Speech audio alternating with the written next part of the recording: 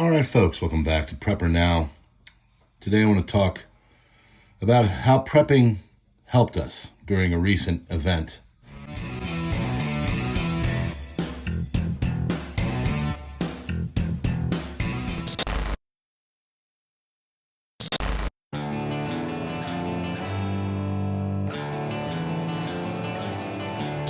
Welcome to PrepperNow. All right, folks, thanks for being here. You know what to do, hit the buttons and stuff. It's always good to call on your prepping to do something that will help you. And we did have an instance where prepping literally helped us. So we had a big storm last weekend, and it came through abruptly. People were not really ready for it, and they don't know if it was a tornado or a microburst or whatever, but this thing did a lot of damage on the West Virginia, Pennsylvania, Maryland border that runs down the I-68 corridor and further. So Saturday night, I'm sitting there, lights start to flash. I go and I check, see what's going on, and then all of a sudden, something tells me to let my dogs in because they're outside. And as soon as I let them in, the door closed, the wind kicked up, and all this crazy stuff started happening, and our power went out for about 5 minutes. No big deal. Well, if you flash back to where we were about 2 weeks ago, when we were talking about here getting a bunch of chicken and beef. Well, we don't have all the room in the world. Our mother-in-law has a farm. We just moved her into a new area. It's half the size of what it was, but still has a lot of room. And she has our freezer. It's an industrial freezer. We got it during Rona. And we had just stocked it up with hundreds of pounds of beef and chicken. A lot. Well, her power went out on Saturday night, and by Sunday afternoon, it was still out. So we said, all right, we'll give it to the evening time. If it doesn't come back on, we're going to come on over and we're going to start to get the generators going and everything else. Get over there. We'll look on the calendar or the site on our phone. It says power will not be returned until the 23rd. So this is on the 20th, I believe, actually 18th, 19th. So it looked like the power is going to be out longer than the food could have sustained. Had gotten an oil change for the generators and everything else. Go on over, pull out the 4,000 watt. We've got three. We've got a 2,000 watt solar. We've got a 2850 wheelable gas generator, and then we've got a 4,000 watt other generator, another gas generator. We have gas stored, everything else. We use PRI. We stored for a while. I got a bunch back when it was really cheap. Now we're starting to go through it. The rest would go to my lawnmower, but you get the point. Generator, get it out. Get ready to use it. There's something that is chewed through or at least looked like it was starting to, one of the fuel lines. Some rat or whatever, woodland creature. We go over, we get the other one, and it fires up too, because we got them both serviced at the same time. These are not things we run all the time. Have been used in probably about a year. Redundancy. We had one generator, 4,000 watt. Something happened to it. Brought out the other generator, 2850. It was fine, and it could have run everything, as we needed. If that one would have gone out, I at least had a battery bank and enough for a solar generator that would have lasted and probably gotten the food back to frozen a couple more times. We've got numerous, batteries and, taking a moment to get it all set up. We got a Blue Eddy solar panel, a couple more. But the point is redundancy and also prepping. So I'm going to tell you some things that are going on right now in the world that are insanely problematic and showing that the consumer is really having some problems right now. First and foremost, 3 out of 4 people are feeling financially stressed right now. If you're feeling financially stressed, put a 1 in the comment. Tell us what's going on. I can tell you my wife and I do pretty good, but we are also feeling financially stressed. And we've done some things, back when, and that's a problem. You make ideas, you're like, hey, let's do this.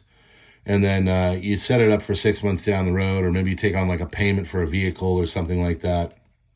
The world changes, the economy gets worse, and you're financially stressed. So there's a lot of people that have made these kind of decisions. We have a credit card, we put our groceries on it, we pay it off at the end of the month. No big deals there. But still, 1 car payment and a house payment and my wife's student loan. Okay? She has a student loan because she went to medical school and it'll probably be there forever. It is what it is. She makes good money. We pay it back. It's low. Redundancy. Stress. Everybody is stressed right now. 3 out of 5 people say that they are having trouble like paying their bills and making it month to month. There are numerous people that are out there that are going delinquent on their student loans and everything else. We are making ours, fine. We've got reserves, and I won't lay them out all here, but if something really were to go wrong, we could tap into some stuff and make it happen. We've got savings. But on that note, almost 60% of people have tapped into their savings at some point. It is becoming extremely tough out there to make it. By prepping and redundancy, you help yourself. We went out and dropped a good amount of money 2 weeks ago and bought a bunch of chicken and beef. The reason why is because we know the price is going up. We know that the cattle herd of America is the lowest since the late 60s. We know that with everything going on with the chicken cough and everything else, we want good organic chicken right now before any kind of mandates or craziness goes on. And then from there, we'll just have to see. You should be prepping pretty profusely at this point. We're on a budget like everybody else, but if I see a deal, I buy it. I pull the trigger and I go get it. There's some places we go that will sometimes have deep discount on food and everything. I'll go and I'll buy that. There was a really good deal on the Armour hot dog chili. It was 79 cents a can, and they had a bunch of cans. Now, I didn't get any this time, but we've gotten it in the past. And, it's nothing that you want to live off of, but in a SHTF, you can go and you can live off of that enough that, you'll survive.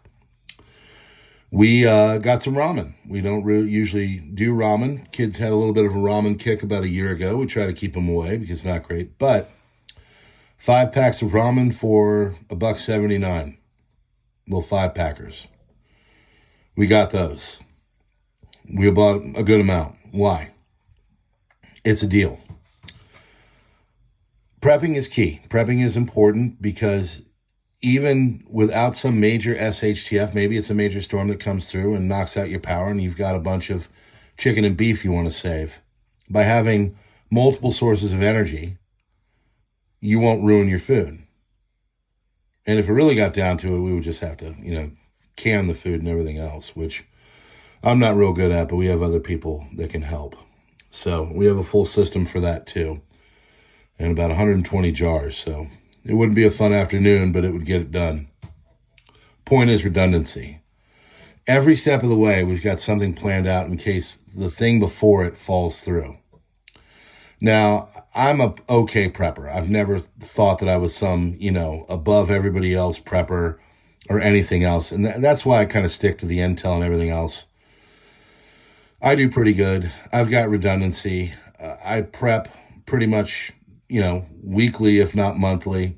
We get stuff, we get a deal, we buy it. We make sure we have all of our bases covered. And the point is because we're going into some really uncertain times. We're going into times that are going to be really tough to go through. Financials are getting worse. People's money is getting tighter. Groceries are going up in price. That is extremely evident. As much as they want to tell you that's not, well, it is. With possible trade wars coming, you could see items that you are used to seeing not being seen anymore. So the point I'm making is, friends, is that now is the time to get prepping. Now is the time to be doing all the things to get yourself ready for what I think is going to be a few years of some pretty tough times. I see a light at the end of the tunnel. I think that they're going to do stuff, but what I keep reminding myself is that they're doing a lot of these things right now because they either do it now while we're semi-okay, or it's by force when everything is crumbling. Either way, I want to have my butt covered with my preps, my redundancy, people that I can talk to and go to in problems. We've got a little group in the back, and as soon as the power and everything went off, they started chatting on the little Telegram service we have about what was going on and being seen. How's your power? What's going on there? It's important to communicate. So, what are you doing to do that? I'm sure you're doing something. And I'm not here to tell you that I'm some great prepper or better than you or anything else. I'm just another dude like you. But point is that all the tenets of prepping that you should be thinking of, like having extra and backup, 2 is 1 and 1 is none, all that kind of stuff, it'll save your butt. All right, friends, if you like what we're doing here, please hit the buttons and stuff, darken out the bell, get the notifications, and join us here as we, talk about what's going on in the world, but every once in a while we'll put on the psychology hat of prepping and talk about that too. Till then, friends, we'll see you on the next one. Join us on all the links in the description, like TruthMind, Gabs, Twitter, X, Subscribestar, Locals, all that are links in the description. Then, of course, there's Substack for the crisis report. You can pay, you can get it for free, whatever works for you. I'm just glad you're here.